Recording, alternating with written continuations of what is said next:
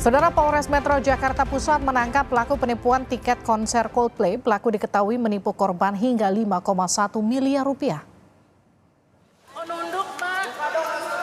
Mahasiswi berusia 19 tahun ini ditetapkan sebagai tersangka kasus penipuan dan penggelapan tiket konser Coldplay dengan kerugian korban mencapai 5,1 miliar rupiah. Pelaku diduga menggunakan uang penipuan tiket untuk berfoya-foya. Sejumlah barang branded impor seperti tas, sepatu, dan sandal bernilai ratusan juta disita polisi karena diduga hasil penipuan. Tersangka berstatus mahasiswi salah satu kampus di Jakarta. Kemudian GDA ini menawarkan kepada teman-temannya sebagai reseller dengan dalih bahwa tiket tersebut adalah tiket komplimen. Tiket komplimen yang dijanjikan akan dapat menjelang pelaksanaan konser. Yang bersangkutan meyakinkan bahwa kenal dengan perantara ataupun promotor, padahal sampai dari bulan Mei sampai dengan bulan November tidak ada komunikasi apapun dengan pihak perantara atau tiket dan sebagainya. Sementara itu salah satu korban mengaku mengenal tersangka dari rekannya. Meski sebelumnya korban pernah membeli tiket konser pada tersangka, tetapi kali ini korban tertipu hingga 1 miliar lebih. 5 korban yang sebelumnya diminta menjadi reseller atau agen penjualan ditipu sebanyak 2.268 tiket. Aku tuh sebenarnya kenalnya sama sahabatnya pelaku awalnya, jadi setorannya juga nggak langsung, tapi emang kita temenan gitu loh, kita pernah pergi bareng, pernah keluar kota bareng juga. Kerugian material yang udah aku setor itu 1.138 juta. Dengan total berapa tiket? 238 tiket. Semuanya zong berarti ya? Semuanya, nggak ada satupun tiket yang aku dapat.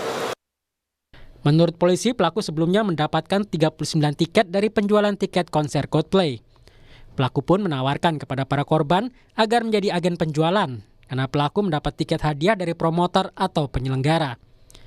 Polisi menyebut pelaku menargetkan akan mengambil untung Rp250.000 per tiket.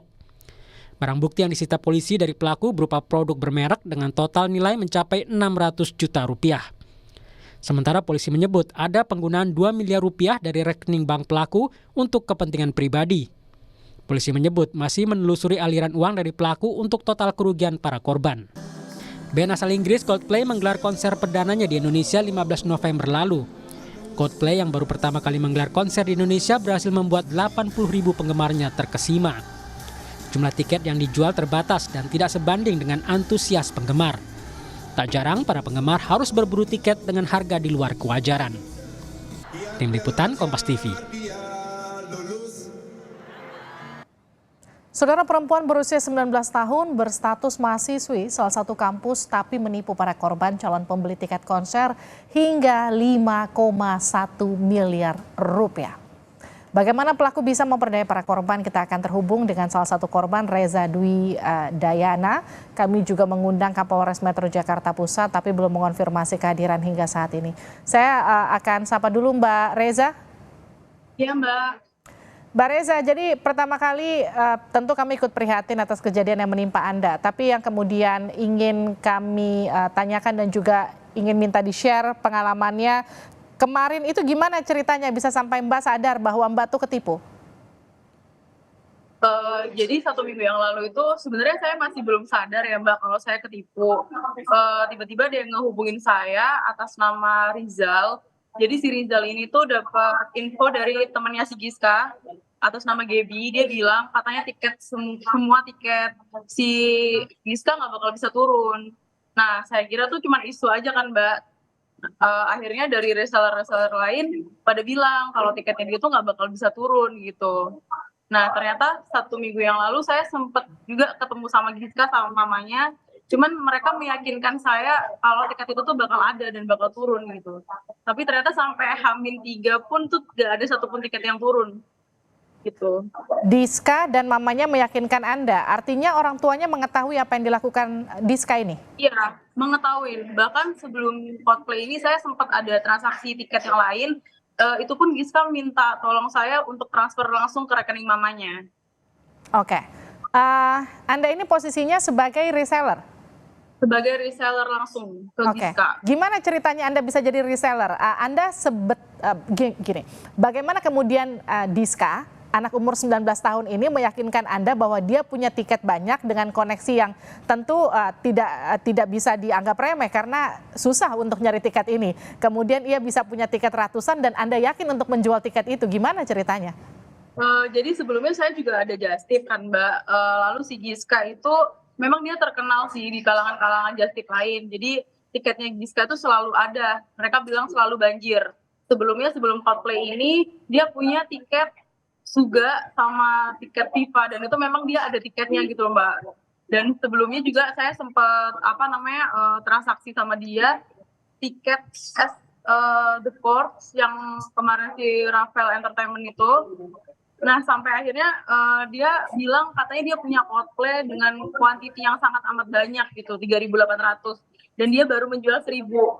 Padahal waktu itu dia ternyata sudah menjual lebih dari 1.000 gitu. Dia sudah menjual berapa, maaf? Kenapa Mbak? Dia sudah menjual berapa?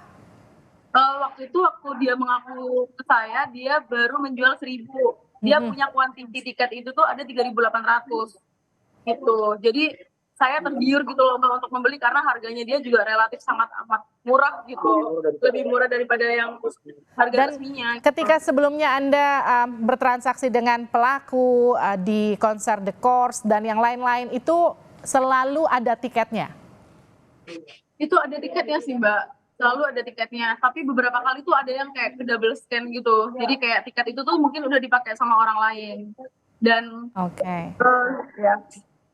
Jadi memang pelaku ini dianggap punya koneksi lah ya dari event-event konser begitu. Sehingga kemudian Anda dan teman-teman reseller lain itu percaya bahwa tiket Coldplay itu pasti akan ada.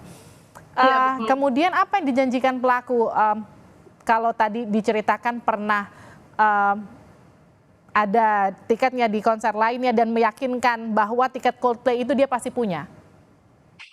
Dia itu kemarin dia ngomongnya ke saya itu dia itu tuh dapat jatahan sponsor gitu loh Mbak, jatahan komplimen Kementerian Pariwisata dan dia bilang katanya di situ dia dapat jatah 3.800 dan dia baru ngejual 1.700 itu. Dan selain Anda yang melaporkan pelaku ini siapa lagi Mbak? Ada berapa pelapor?